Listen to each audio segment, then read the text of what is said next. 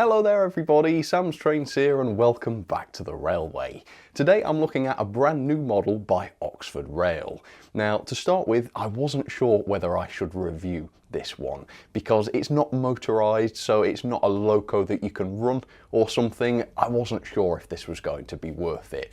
But then I started thinking, you know what, this model is completely unique. There's nothing else like it and it's really cool. Plus, it's so cheap, it's so affordable that actually I think a lot of people are going to want one of these for their layouts. So let's jump into this.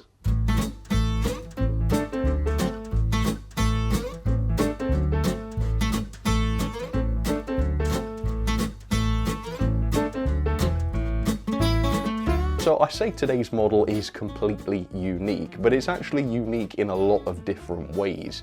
First of all, obviously Oxford Rail and Oxford Diecast are usually quite separate. Oxford Rail do your railway vehicles, Oxford Diecast do your cars and vehicles for the road and such. But with this model, they've actually merged those two ideas together, and we've got a bit of Oxford Rail and a bit of Oxford Diecast in the same product. So today we are looking at this. This is Oxford Rail's new tooled Fordson tractor. And I did say Oxford Rail, I mean, this thing looks like an Oxford Diecast box, but no, it definitely says Oxford Rail on it. So what's going on here? Well, I'll talk more about the history of these things a bit later on, but essentially what you have here is a tractor, an agricultural tractor for farming the land, which has been modified into a railway shunter. I guess a diesel or petrol, would it be? Shunter. I don't know my Fordson tractor history. Comment down below if you know the answer. And so this product was born. It's a regular looking tractor with some modifications and crucially a buffer beam, which I think is so interesting. And you might think, oh, what's the point of this if it's not motorised? And fair enough, that's okay. But you could put this in a siding somewhere and have a train coupled up to it or sitting behind it. I don't know if you can couple a train to this thing, we'll find out. And the reason that this is not something to just ignore is that it is so cheap. So on Oxford's website, the full price is £11.95, which is nothing, is it? And then of course at the retailers, it's even less, at just a hair over £10. So that's a diesel shunter for just over £10. I mean, it doesn't work, it's not motorised, like I say, but it's a pretty interesting piece of rolling stock. Is it rolling stock? Is it a locomotive? Is it a tractor with a buffer beam? I don't know how to define this thing, but for that price, you can't really go wrong. So if you fancy one, there's lots of different colours to choose from. Affiliate links down in the description. For now though, let's get this out and see what this thing is like. I'm quite eager to investigate this, actually. Okay, so possibly the oddest model I've ever looked at from Oxford Rail. And this is why Oxford Rail is pretty good, you know. There's a lot of duplication these days in the hobby, a lot of manufacturers stepping on each other's toes and producing the same things. And part of that is because a lot of them are not very creative in their product choices. Yeah, maybe there's some deliberate duplication, but maybe it's just because they go for the obvious. When Oxford Rail produces something like this, they can be pretty sure that, at least by coincidence, there isn't going to be another manufacturer doing this. Plus it makes for a really interesting range. I mean, Oxford's range now, what with the Bosch Buster railguns and the early pre-grouping locos and the crane that's coming out, it's a really eclectic and interesting range. I love it. Anyway, let me show you the end of this box. So the product code for this is OR76FTRS003. So there's quite a few of these to choose from. And it says Ford Oval and nameplates are registered trademarks owned and licensed by Ford Motor Company. So yeah, it's officially licensed, this. Anyway, let's pop this out and see what's involved. I think this is the first time I've ever actually reviewed a diecast vehicle before. I've looked at some, but I've never unboxed any. Wow, that's the coolest thing I've ever seen. What the heck? It's like a 3D sticker on there. I forget what they're called. Lenticular? It's a lenticular image, that's it, isn't it? But that's so effective. Alright, sod the tractor, get rid of that. I'm just going to look at this for a bit. That is crazy. It's got a real 3D effect. How awesome. Alright, well that's cool. Well done, Ford. Thank you for that bit of entertainment. Right, how do we get this apart then? I think this top should just unclip, shouldn't it? It's sandproof. Crikey. There we are. Hang on, it's coming. All right, so there it is. I suppose I should try and get this off its base then, and for that I will need a screwdriver. 1 second. All right, so yeah, good packaging. Of course, if you didn't want to put this on a layout, and if you don't want that, what's the matter with you? But if you didn't, you could display this as a very, very interesting vehicle. All right, so there it is, up close and personal for you, and this is beautifully made. It is mostly plastic, which is a shame. I thought most of these Oxford vehicles were metal. It's only really this underframe area that is actually metal. The rest of it's just plastic, so it's not very heavy or anything, but of course, again, it's not a locomotive, so it doesn't need to be heavy or anything. It just needs to look good, which this really does. I think this looks fascinating. So we'll talk about exactly what details this has got, and Oxford do make a regular Fordson tractor without the railway modifications, so I'll pull up some photos of those and we'll see what the differences appear to be. But yeah, first off, let's talk about the background and how on earth a tractor like this could ever have become a railway shunter. And the other thing I wanted to find out when these were announced was, how do these work on a railway? I mean, they've got regular wheels. Do the tractor wheels run between the rails? Do they run on the rails somehow, or are they going to run outside of the rails? Well, obviously, there's an easy way to answer that question without doing any research at all, and that's just to put it on a piece of 00 gauge track and see what happens. But first up, a bit of background.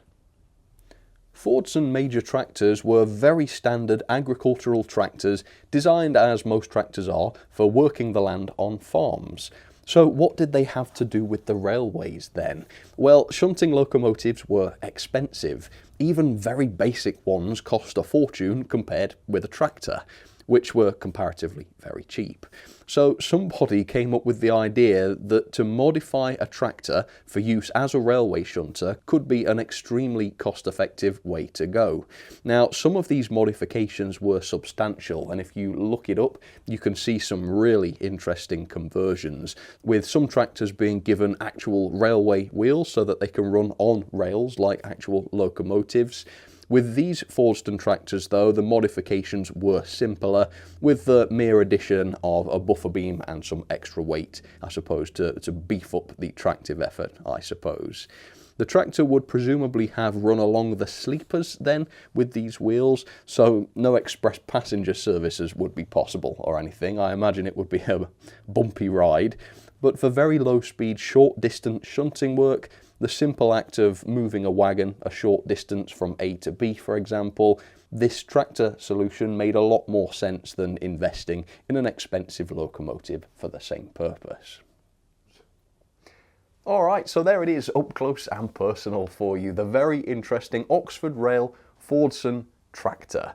And to answer my question, does this run on the rails or between the rails or outside the rails?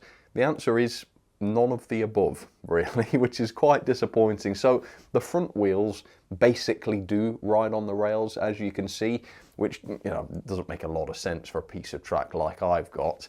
The rear driving wheels, though, are gauged just a little bit too wide to sit on the rails, but they are not wide enough to sit outside the rails, so you can't actually put this on the track properly. I mean, it's very difficult to, you know, it just does things like that, which is a little bit disappointing. I think the idea is that these would be used on a railway where the rails are sort of set into a surface, into a road or something. Looking at Oxford Rail's listing images, that seems to be the idea. So it might be perfectly realistic that it's like this, but it is a bit disappointing for someone who doesn't have any track like that, because I was hoping, my plan was, and it scuppered me a little bit, was to have this be pushed along by another locomotive like that or something, to make it look like it was pulling some wagons. But I don't think I'm going to be able to do that. Looking at the centres of the wheels, these aren't going to be able to be re-gauged inwards. Maybe I could widen the gauge a little bit so that they sit over the rails. But either way, it doesn't matter. It's an interesting novelty, and if you do have the right sort of layout for this, with the rails embedded into a road surface or cobbles or something, then this is going to be really interesting. But let's look at this. So like I say, mostly made from plastic, although it does have the die-cast underframe. So this weighs 11 grams, but again, it was £10, so it doesn't really matter In terms of how the regular Fordson tractors look, this is the Oxford model of that, and as you can see, the main differences are no buffer beams. These do have the buffer beams fitted to both the front and the back, and then we've got these massive weights which sit right over the driving wheels, which presumably gives the tractor a lot more traction when it's moving wagons and such. So it should be quite a powerful thing, especially looking at the size of this driving wheel. I mean, that's similar to that of a locomotive, isn't it, for sure. The rear wheels are awesome as well. They've got rubber tyres on them, which I don't know why that was necessary, but it is awesome that they've got rubber tyres. And then the centres are super detailed, as you can see. Those spin around. The front wheels don't, though. I don't know if they're supposed to, but again, that kind of puts an end to you pushing the thing along, I suppose, doesn't it? But I might faff around with it later on and give that a try. Then we've got the front buffer beam, which does have holes in it, and it does make you wonder, doesn't it? Hang on. Should I? I could. I think I could. Look, good. With a little bit of glue, that could be a thing. What do you reckon? It's tempting, isn't it? I think after the review, I might do that. The other interesting thing is, it looks like it's got NEM pockets. Now, I'm pretty sure these things are not supposed to be NEM pockets, but my goodness, they do look similar in size. So, I am wondering here, is it going to be possible? I don't know why you'd want to. Oh my God, it is. So is that the idea, or is it just a coincidence? I suppose we'll have to see whether it's at the right height or not to accept some wagons, but that is hilarious.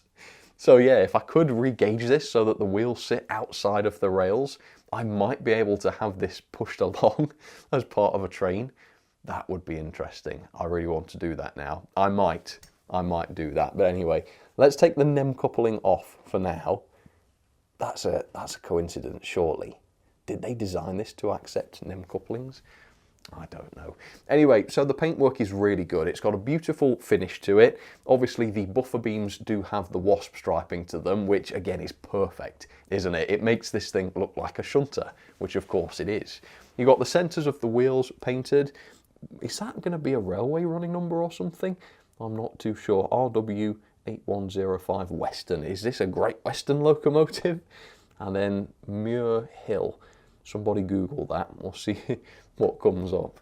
Then we've got the front end painted. I think most of this is covered up actually by the front buffer beam, but it's nice that the detail's there, and you can just about see some engine detail down underneath the bonnet as well, but it's nicely layered actually, so it does look very realistic for a tenner.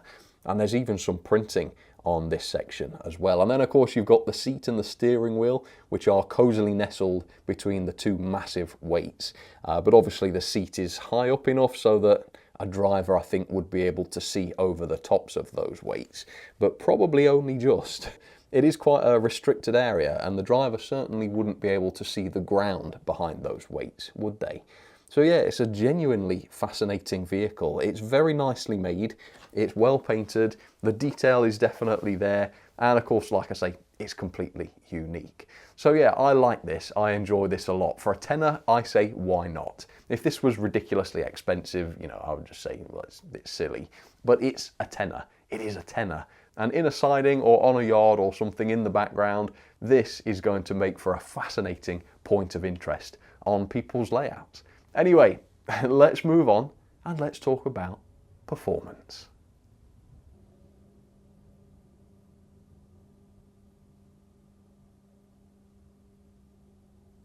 I mean, that's it. It doesn't really do anything, does it? Now, if you really want, I can show you the Gordon's Hill test.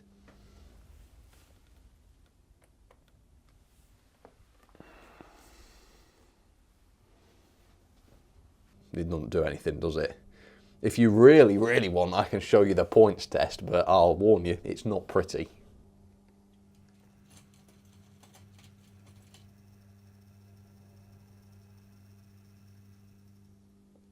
Oh dear. All right, go on then. I'm going to make some modifications, I've decided. I'm going to try and turn this into an actual diesel shunter. So it's going to be a bit of a stars in their eyes style makeover. Tonight, Matthew, this tractor wants to be a real shunter. Right, it's a shunter, everybody. I've regauged the wheels, sort of, so that they sit outside of the rails. I've added buffers and I've added NEM couplings onto the maybe NEM pockets, I don't know. So let's see if this will work as a shunter. I don't know if this is going to couple well, sort of, just about. Obviously, because the wheels are not sitting on the rails anymore, the couplings are now lower down than they should be. So this is not going to go well. I can predict that. But anyway, first performance test. Let's give her a try. Here we go. Yes. I'm not convinced it's staying on the track, but off it goes. And then, of course, you come to a set of points and it's all over, because trains don't work on points when the wheels are outside the rails. But in for a penny, in for a pound, let's see what happens. Might just ride up over the points or get stuck. I'm impressed. Oh dear, oh dear. Well, yeah, it's not going to be doing any shunting like that, is it? I think it would probably just get stuck. But you get the point. It sort of works. But yeah, it's not something you're going to be running around your layout. And by the way, hidden star of the show, the Hornby Class 08 Shunter. Anyway, let's have some ratings for this wonderful little tractor. It is a lot of fun, I will give it that.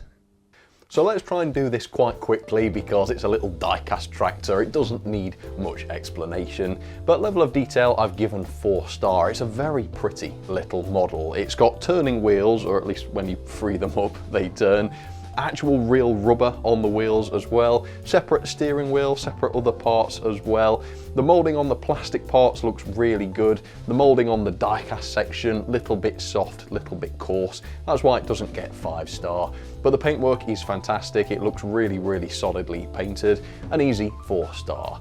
Performance, obviously I've been joking around with performance. It's not really supposed to perform, so I'm not counting performance on this score. It's not going to lose any overall marks for performance or lack thereof. The quality I've given 4-star, so a lot of this is plastic. It does weigh 11 grams, which is why I've not given it 5-star, but again, it's minor, it doesn't matter. The front wheels didn't turn straight out of the box. It was only after I re-gauged them that they turned, but again, it doesn't really matter, so ignore this if you want. I'm just trying to rate it just to be consistent, really. So yeah, 4-star on the quality. Value for money then, I cannot fault. For a full price of £12 or £11.95 to be precise, this is a bargain. You know, it's nicely made, it's interesting, it's a conversation starter. Why the devil not? And at the retailers, it's even cheaper than £12. It's just over £10. I mean, yeah, it's a bargain. You don't get a lot, but then you don't pay a lot. So absolutely spot on. Overall then, that is 8.71 out of 10, or a grade of A. Let's put this into the logbook then, and again, forgive me for putting this into the rolling stock logbook. I don't really have any more suitable place for this, but it's done pretty well. It's 3rd place above Bachmann's ON30 side dump wagons, and it's below Oxford's Pilchard. So there you have it, the Fordson tractor by Oxford Rail. Well folks, that will just about do it. I don't think there's any sense in faffing around with this thing anymore. I've really enjoyed this though. It's just a bit of something different. It's something a little bit intriguing, a little bit unusual. Why not? I think this is a lot of fun. So if you want to try one as well, or possibly have a look at some of the other colours, there's a yellow one off the top of my head and a blue one as well. If you want to check those out, affiliate links down in the description. For now though, thanks ever so much for watching, and I'll catch you on the next one. Alright, cheers everybody, you take care.